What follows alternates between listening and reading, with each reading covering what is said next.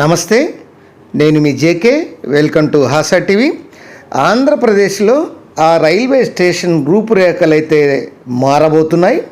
Amrit Bharat station పథకం కింద ఆంధ్రప్రదేశ్లో ప్రముఖ రైల్వే డివిజన్లో ఉన్నటువంటి విజయవాడ రైల్వే డివిజన్ పరిధిలో విజయవాడ రైల్వే స్టేషన్కు మహర్దశ అయితే పట్టనుంది. మొత్తం 350 కోట్ల రూపాయలతో డిపిఆర్ని తయారు చేసి కేంద్రానికి పంపారు.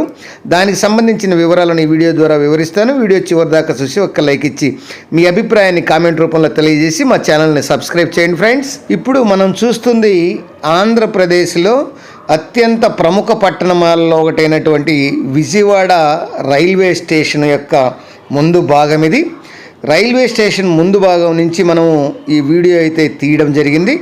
ఈ రైల్వే స్టేషను అన్ని హంగులతో సర్వాంగ సుందరంగా తీర్చిదిద్దినటువంటి రైల్వే స్టేషను. రైల్వే స్టేషన్ లోపలే కాదు, రైల్వే స్టేషన్ బయట కూడా కాదు. ఇప్పుడు మనకు ఇది ఫస్ట్ బ్రిటిష్ కాలం నాటి యొక్క రైల్వే ఇంజిన్ అది.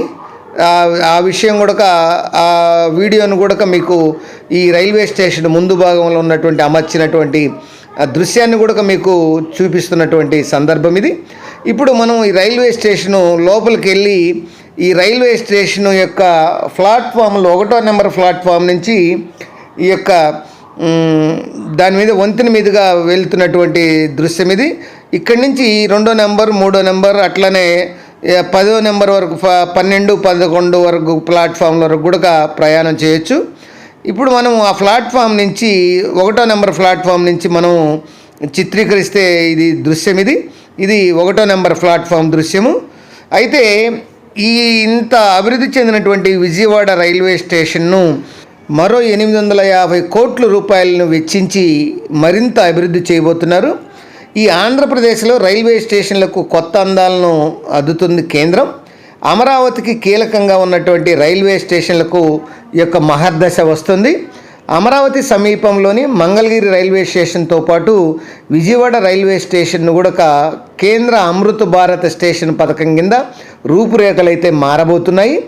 అత్యాధునిక సౌకర్యాలతో పాటు సదుపాయాలతో పాటు స్టేషన్ను అభివృద్ధి చేయనున్నారు.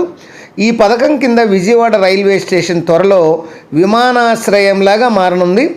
అమృత్ భారత్ స్టేషన్ పథకం కింద ఈ విజయవాడ రైల్వే స్టేషన్ అభివృద్ధి కోసం 850 కోట్ల రూపాయలతో ఈ యొక్క పనులైతే చేపట్టబోతున్నారు. రైల్వే బోర్డు దీనికి సంబంధించినటువంటి డిపిఆర్ను ఆమోదించాల్సింది ఉంది. ఆమోదం రాగానే పనులు మొదలవుతాయి. ఈ యొక్క విజయవాడ రైల్వే స్టేషను దక్షిణ మధ్య రైల్వే పరిధిలో ఒక కీలకమైనటువంటి రైల్వే స్టేషను. ఇక్కడ ప్రతిరోజు 1,00,000 మంది ప్రయాణికులు, అదే పండుగలు సెలవు రోజుల్లో అయితే ఈ సంఖ్య 2 లక్షల వరకు ఉంటుంది. మొత్తం 10 ప్లాట్ఫామ్లు ఉన్నాయి. ప్రతిరోజు 250 పైగా ఈ ప్రయాణికులు ఈ రైళ్ళు అట్లానే 80 గూడ్స్ రైళ్ళు విజయవాడ మీదుగా రాకపోకలైతే సాగిస్తున్నాయి. ఈ విజయవాడ రైల్వే స్టేషన్కు 5 ప్రవేశ ద్వారాలతో అరుదైన గుర్తింపు ఉంది. ప్రతి ఏటా ఏకంగా 500 కోట్ల రూపాయల ఆదాయం కూడా ఈ యొక్క రైల్వే శాఖకు వస్తుండటంతో గత ఏడాది బెజవాడ రైల్వే స్టేషన్ను ఈ యొక్క NSG-1 హోదా కూడా పొందిన విషయం తెలిసిందే. ప్రస్తుతం స్టేషన్లో ఉన్నటువంటి ప్రవేశ ద్వారాలు చిన్నగా ఉన్నాయి. వాటిని వెడల్పు చేయనున్నారు త్వరలో. వాహనాల పార్కింగ్ కోసం ఎక్కువ స్థలం అయితే కేటాయిస్తారు.